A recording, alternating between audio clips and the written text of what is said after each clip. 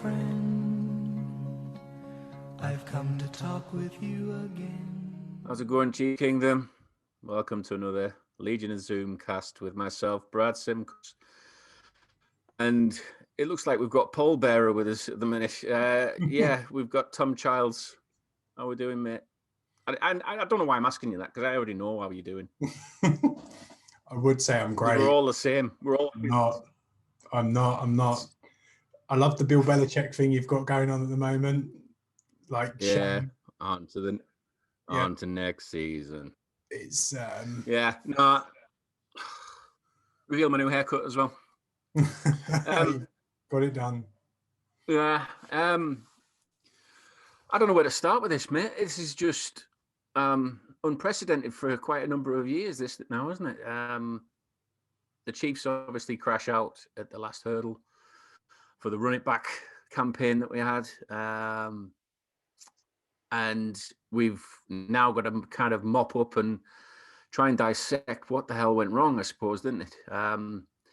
I'd like to start actually by saying that I think I know why we didn't get many touchdowns in this Super Bowl, and it might be something to do with a question I asked Travis Kelce on the Super Bowl podium in the media day.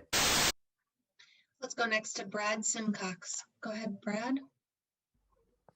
Hey there, Travis. Greetings from the UK and congratulations on reaching the Super Bowl again. Some of the great touchdown celebrations we've seen from the Chiefs over the years have been a team effort, such as the sack race, Tyreek's pit stop, etc. Have you had a chance during practice to work on a group touchdown celebration? If so, any hints on the theme or what you're planning to do to celebrate touchdowns this Sunday? I'll tell you what, I think when the league finally let us a couple years ago celebrate together, we had about 10 of them going into every single game, and you saw all of those. I don't know if we're burnt out and we don't have any more creativity, but we're more focused on just getting in the end zone and celebrating with our teammates. Nothing's choreographed or nothing's, premeditated. It's all just kind of being in the flow of the game and enjoying it with our brothers. Why did you ask him that question, Brad? I'm starting to regret my decision. I immediately regret this decision. It just seemed like a fun question at the time, how are you going to score, how are you going to celebrate these touchdowns, and, we're going to have some fun with it and that kind of thing. And it just ended up being a bit of a horror show, didn't it, mate? It did. Like, fair play to you asking that question, because some of the questions that get asked to players, like, just rubbish. Like, these people they ask the same questions year in, year out, all year round by the journalists. So when you get someone like yourself, and there was plenty of people like yourself that gets an opportunity to ask a player a question, it's a privilege. And then they ask the same sort of questions that every beat reporter is asking. I just come on, what are you doing? You got your one shot and what you're doing that. So fair play to you asking that question. But there were no group touchdown celebrations. There were no individual. The irony of it is just it's off the scale, isn't it, with the irony of it? Yeah. I guess irony can be pretty ironic sometimes. So much irony. It was a bad night. There's no getting away from it. There's a reason I'm wearing black, and I think I'm going to wear black now every single time the Chiefs lose a game, because it felt like the season was done early. The season was dead. We ultimately didn't get to where we wanted to go. I still had fun this year. Don't get me wrong. I still enjoyed it, but to go out the way that they did was just without much of a fight, really. Let's be honest. As much as the players say they were fighting, if they were completely outmatched in every way, shape, and form. So it's gutting that it ended the way it did. I'm not too upset yet. Maybe in a couple of days' time I will be. But at the moment, I'm trying to keep perspective that we were there last year. This year was a free hit at the Super Bowl. And I'm hanging on to the fact that we have a certain quarterback, which means we will be back in the running next year and the year after and the year after that. So it's not good. I agree with you. I mean, many fan bases would love to be in our position, I suppose, right now. You know, we've got our quarterback set, and I mean, there's obviously a big merry-go-round at the minute with quarterbacks in the league at the minute, isn't there? You know, who's going where and who's swapping with who, and it does seem as though the Chiefs are very much set offensively.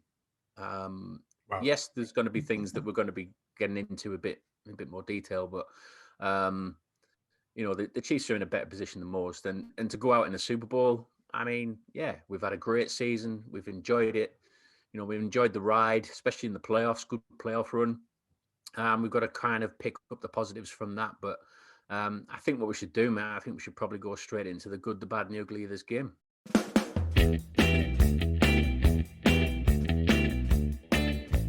We won't go straight into the ugly side of it. I mean, we certainly won't go into the good one yet because we need something to just savor at the end.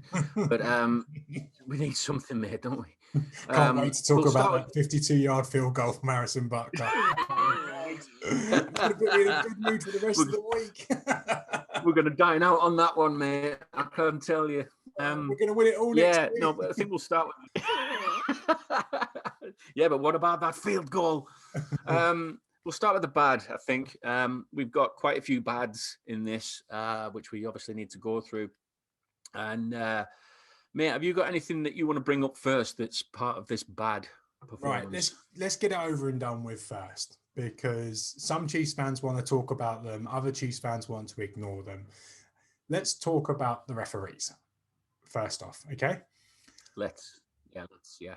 I don't think the referees' decisions had much bearing on the outcome of the game, because when the referees weren't involved in proceedings, the Chiefs still sucked. But the referees certainly made an impact on certain drives. I'm looking at the Matthew interception and the soft holding call on Travarius Ward, the pass interference call on Tyrann Mathieu with Mike Evans in the end zone. Was that ball catchable? Maybe. I doubt it. It hit the advertising on the side of the stadium, so it was tough sledding to get there. It was a bitty game. The refs decided that they were going to call the game like they were early, which went against everything that they've done so far in the playoffs, especially if you look at that Packers-Bucks game from last week or 2 weeks ago. Mm-hmm. But the Chiefs have to be wiser to it. They have to be clever. They can't get into a situation where they're giving the opportunity to a ref to throw a flag. The Bucks didn't do it. We did. Chris Jones retaliating. Again, I think that was a little bit soft, but he retaliated. Mecole Hardman lining up offside on a field goal attempt. It's just like little things. There was so much ill discipline from the Chiefs, something that we haven't really seen for a few months now. And we can point to the rest and say, yeah, they got this call wrong, they got that call wrong, they impacted this drive and that drive. But overall, it was the Chiefs themselves that shot themselves, rather, in the foot. And I'm not one for sitting here going, the Chiefs lost Super Bowl 55 because the refs are. This is another Tom Brady Super Bowl with an asterisk next to it because he got saved by the refs, like the tuck rule. It's not one of those. The Chiefs were outmatched. The refs weren't great, but I'm not going to sit here and say, they lost the Super Bowl because of the zebras.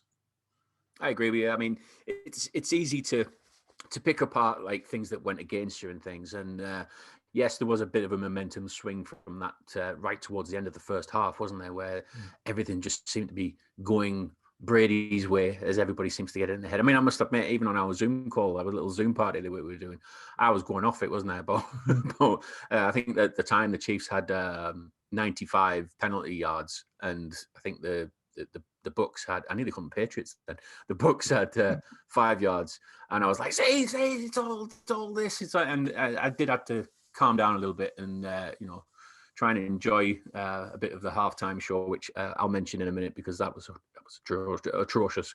But it was, mate, wasn't it? I mean, it was hardly inspiring, was it?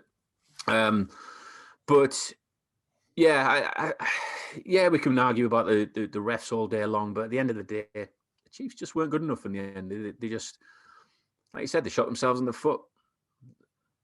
That's all we can say about it, really. The other thing we've got is obviously the drops in bad. It just felt like, I mean, I don't know if you've watched the 40 and 40 on the Game Pass yet. No, I'm never watching that game ever again. I got to halftime. I thought, I'm not watching this again. I can't. So I've just kind of erased the second half for me. But the 40 on 40, it just seems like we hadn't made a play or a passing play at all for like, it was almost like for the whole half. It was weird. And it's so natural to see this Chiefs team just making so many mistakes. But I mean, obviously leading up to this, we did see quite a few drops leading up to, in the playoffs as well. Yeah.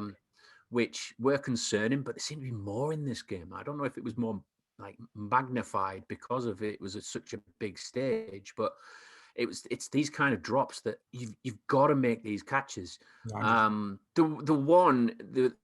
mean, if it's hitting you in the face mask, there was two, I think, that hit them in the face mask. Yeah. And the one, I think that it was Darrell Williams, I think, from Mahomes, when Mahomes made that amazing throw. Again, we'll go to something like that in a bit, but the Darrell Williams one where he was in the end zone and he had his hands like that and he hit him square in the face mask and just dropped on the floor. Yeah. I mean, those kind of plays can ignite a team and fire them up just to think, do you know what, we've got a bit of hope here.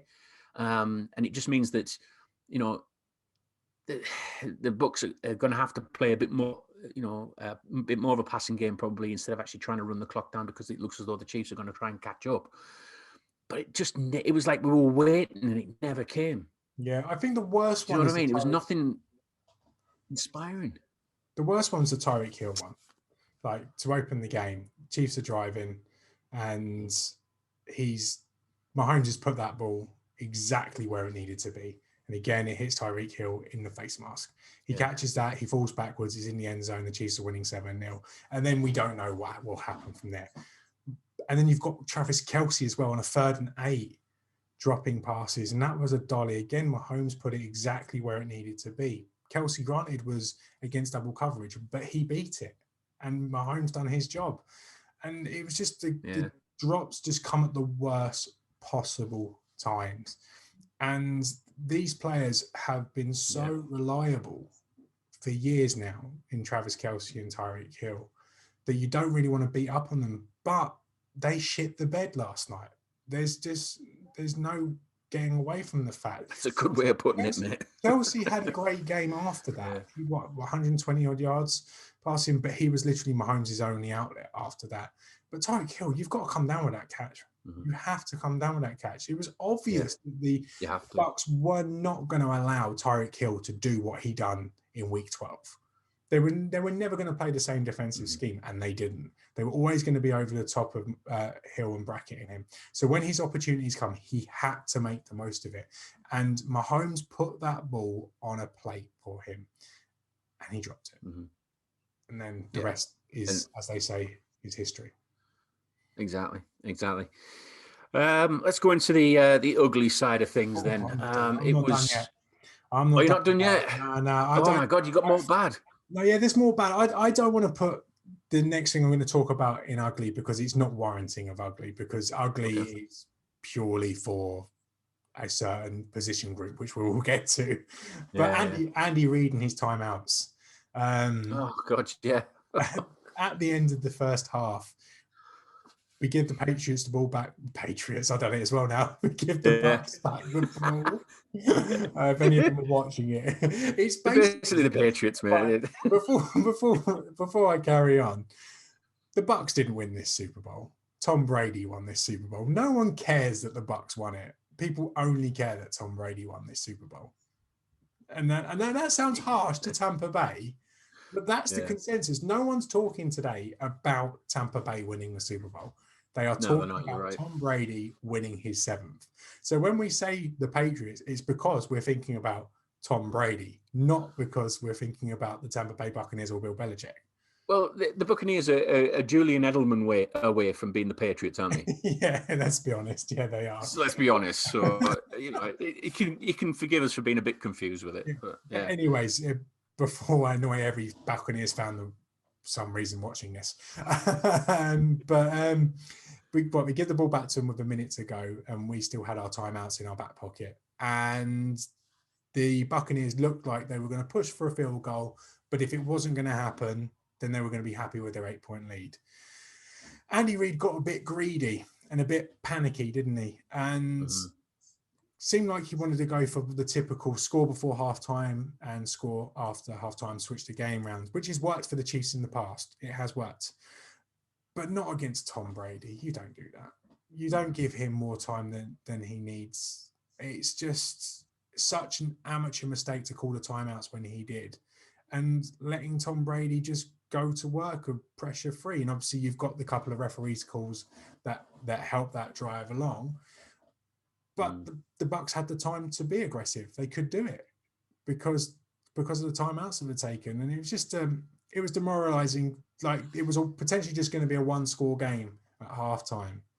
But then before you know it, it's a 15-point game. And the Chiefs are really backs against the wall kind of stuff. Yeah. So, yeah, it felt like Andy Reid of old, the Philadelphia Andy Reid, which we've heard about. Classic Andy Reid, yeah.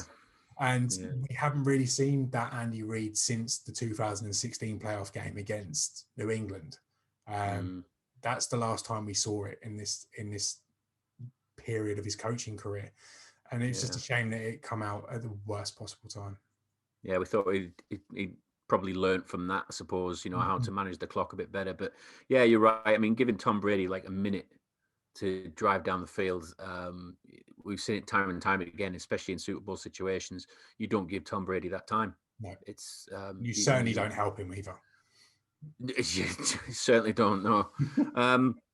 Any more for bad, mate? Or are you? The DBs weren't great. Let's be honest. The whole defense wasn't great. Only got to pressure Brady like 4 or 5 times the whole game. I think it was about 7%, wasn't it? Or something. The stat was. I think the Chiefs' defense was something like 7.9% pressure on Brady, and I think the Bucs had something like 52% on Mahomes. We get to that. So yeah, we will get to that. But okay, so the ugly side of things, and I think it seems to be on everybody's lips at the minute, that the offensive line was a shambles. And seemed to be one of the key areas that I think the Bucs kind of focused on, to really expose and exploit this, and get to Mahomes. And their game plan on this was just rush for, probably throwing a couple of cornerbacks into a blitz sometimes, and just disrupt everything that's the engine room that is the Chiefs quarterback. We overlooked it quite a bit, and I know I did. I went on some podcasts and things like that, and they were saying, "Are you worried about the O-line?" I'm like, "No, I'm not worried about it. We've got a mobile quarterback. We're fine about it." Yeah. This is the time now where it was more of a sobering thought now that the O-line is definitely in need of some work, and obviously bringing back players like LDT, and seeing how Schwartz is going to play out. Have we seen the last of Schwartz, or is he going to come back? He's had such a long injury with his back recently. Fisher's been out, and the reshuffle, I think, as well, of the O-line seemed to be the big thing here. We couldn't just plug somebody in at left tackle and just say, right, crack on with that, and then everybody knows their own assignments. It just felt like there was too much going on, wasn't there, before this game in this kind of game plan that upset the whole scheme of the whole offensive line. It was just horrible, mate. Yeah, and we were naive, let's be honest. I was the same. I trusted Andy Reid and enough that he would be able to game plan around the Bucs getting some pressure. Granted, I didn't think they would get the pressure that they did. 52% is just outrageous. The most any quarterbacks ever faced in the Super Bowl. But the Chiefs' offensive line, it was bad. I've played offensive line myself, right? I used to play tight end back in the day. and they moved me at left tackle as a preseason thing because our left tackle dropped out. And I know that it's the hardest position that I've ever played in any sport. I hated it. I hated playing left tackle. So I can get why backups struggle against elite talent. But I didn't expect them to be that bad. I really didn't. It was just like a hot knife through butter. It was could dictate what they wanted to do. The whole classic way to beat the Chiefs is rush 4 and drop 7 into coverage. And every team this year has tried that in one way or another, outside of the Ravens, who just decided to blitz the Chiefs over and over and over. But yet the Chiefs still won 14 games this year. So the Chiefs have been very good in those situations. But yesterday, there just wasn't enough talent on that offensive line to make up for it. We go back to the start of the year, and if you include LDT, we've got, 20% of our O-line, our starting O-line in there yesterday. So we're missing Fisher, we're missing Assembly, we're missing LDT, and we're missing Mitchell Schwartz. Yeah. Okay? So the one remaining offensive lineman was Austin Reiter. And I like Austin Reiter. He's a cool dude. He collects Pokemon. I'm all about that. He's all right with you, mate. I'm all right with a guy that collects Pokemon. But he's the worst player of those 5. So not only did we have 20% of our starting offensive line, we had the worst possible 20% of that offensive line. Then with a load of guys playing out of position there. So they never stood a chance. As I said, Austin Reiter likes to say that he collects Pokemon. It's something the offensive line do. But honestly, I thought I was watching Charizard, Blastoise, Venusaur, and Mewtwo going against Snorlax, Jigglypuff, Metapod, Kakuna, I've got it written down, and Geodude.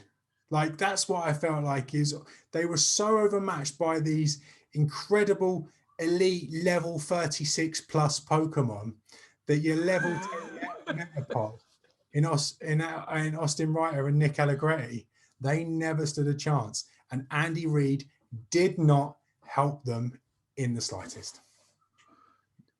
I was going to say, does Andy Reid need a few trainer cards, does he?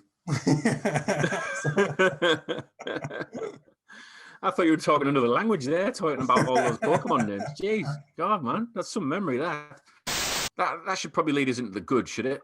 Yeah, I think so. And I think there's only one thing we can talk about, and that has to be Patrick Mahomes.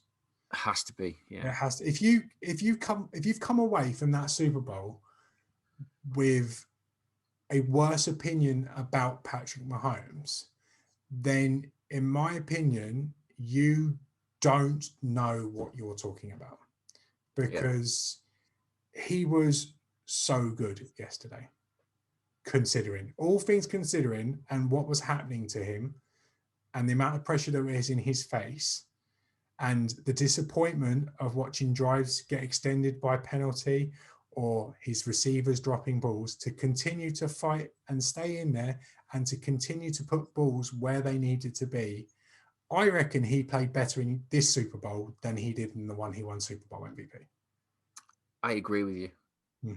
I actually agree with you. I mean, I've seen a lot of people on social media actually putting up the stats, because I think it wasn't just you who mentioned this on Twitter, but there was somebody else mentioned it as well, who said, that Mahomes actually kind of outplayed Brady. Which I probably wouldn't use that word of outplaying Brady, but saying that, Mahomes' talent was there to see straight away that, he does try his heart out. He has been, that player that we've looked for and wanted for so long. I mean, if we had a pocket passer or an Alex Smith kind of role, I think we would have got absolutely, I mean, that quarterback would have been murdered. Yeah. Yeah, it'd have been murdered. If Tom Brady, Brady played behind that offensive line yesterday, Tom Brady would have been retiring today, 100%. Yeah, because he'll be saying they're not blocking for me. It's that kind of thing, isn't it? But to see what Mahomes did, and like going back to what I was saying, the people are actually saying that, putting up the score and the stats of Brady versus Mahomes in this game, and you can do that all day long. That's obviously the box score kind of people, but using that eye test, as we always mention, watching Mahomes just try everything he could to try and kickstart this team is exactly the leadership that this team needs. Yeah. Yes, they didn't respond this time, but it's great that we've got that fight, that hunger, that heart that is trying everything he can. I mean, we've mentioned it a few times, and I know you're going to mention it next, so I think I might steal your thunder here. But that throw where he managed to just scramble about, I don't know how many yards back he went, ran across the field, and he almost got tripped up, didn't he, by the defensive player running after him? And there was a swarm of them running after him, and the player tripped him up, and he knew he was going down, and how he threw it all, it's beyond belief. I mean, it looked like a Madden glitch. That's what it looked like. It was, when you seen that Madden glitch where that quarterback's going backwards and he throws it and he completes the pass kind of.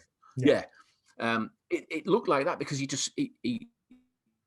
was in mid-air, really horizontal, and he flicks this pass. And this is what I was going to before about the Darrell Williams hitting the ball hitting him in the face mask. I mean, people were saying, well, it could have been intercepted, but there was a player in front of him that it went through him anyway, went past him. Yeah. So it was there for the taking.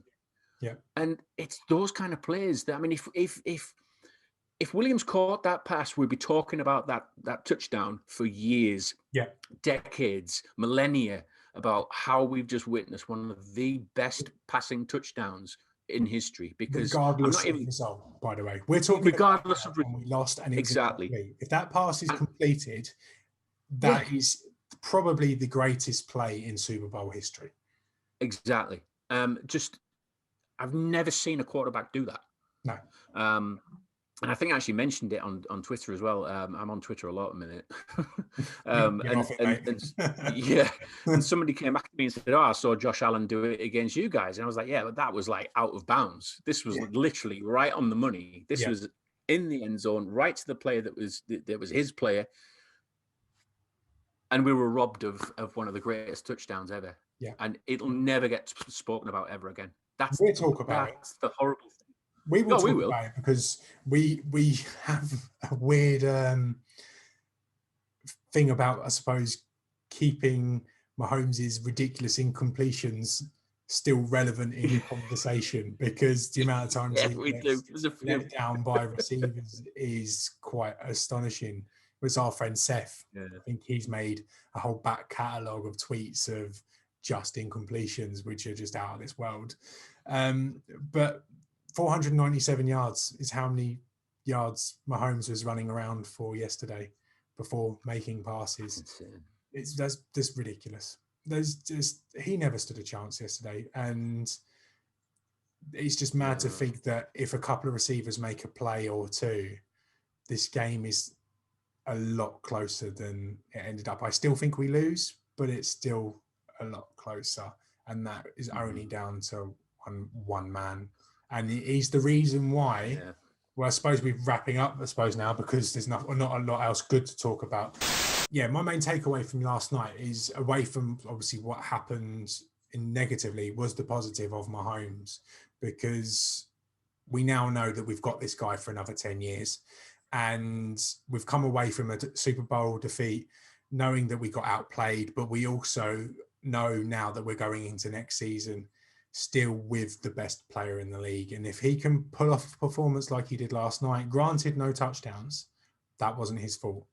And if he can go into next year and play to that sort of level, then there's every chance we're going to be back next year. That's my main takeaway from the game, is we've got a Mahomes and no one else has. So we're in a good position. I'll echo that. And I'll also say as well, we've come out of this as well, this defeat, a bit similar to what we were like with the AFC Championship game. We knew what we needed to fix. Yeah. The AFC Championship game, obviously, we knew we needed to get rid of Bob Sutton and put a new kind of culture in that defense. But I think the culture and the change that we've had with obviously Spagnuolo and everything's been a plus point. But coming out of this game, we need to address the O-line and we need to protect Mahomes. And I think you're right. You know, Mahomes is the future. Let's protect him as much as we can and prolong that career as well, because we've got an absolute gem in him. The other good that we've got is we've got to give a shout out to Harrison Butker. Yep. I think that's fair to say. We've got to give a shout out to him. I mean, he nailed what was it, a 50-yard, 52-yard field goal, was it? Yeah.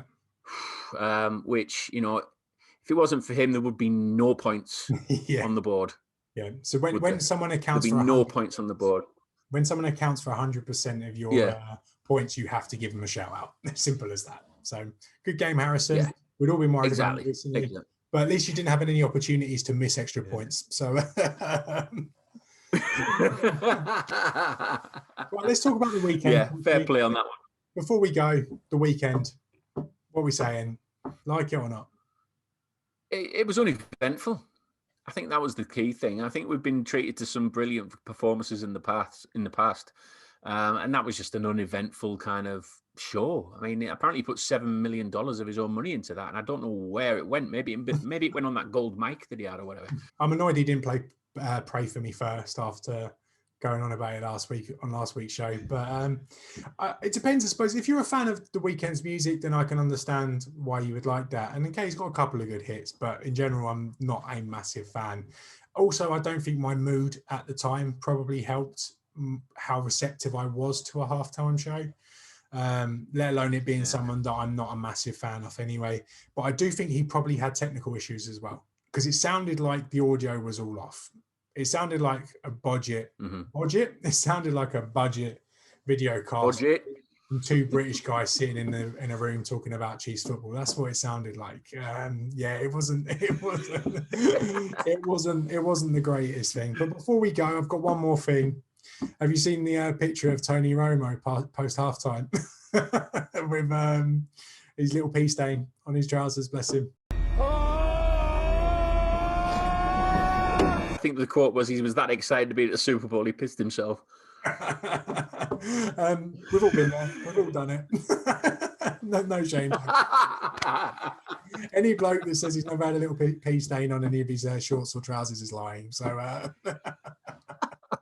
All right. Well, before we go, we're going to obviously the show's going to continue. Me and Tom have been working on what we're going to do for the off season. And some of the content that we might be bringing. Obviously, we've got the draft to look forward to and everything. But before that, I think what we're going to do is we're going to actually start our own first awards show. So look out for that. And yeah, like I said, we're going to keep content coming as well, which is going to be fun. It's not going to be really upsetting and downhearted as what this one is. We're going to try and up the ante a bit. And I won't be having me hood up like, you know, Mike Belichick, you know, like feeling sorry for myself. But no, we appreciate everybody following, obviously, the show. It's what, the 10th show we've done now, is it? Yeah. So we appreciate everybody watching this. And if you can, obviously hit the subscribe button, hit the like button, hit the bell notification. And yeah, let's look forward to a better season, better draft. Let's hopefully we get some more linemen in that draft as well. Yeah, from one kingdom to another. We'll speak to you again soon. Bye.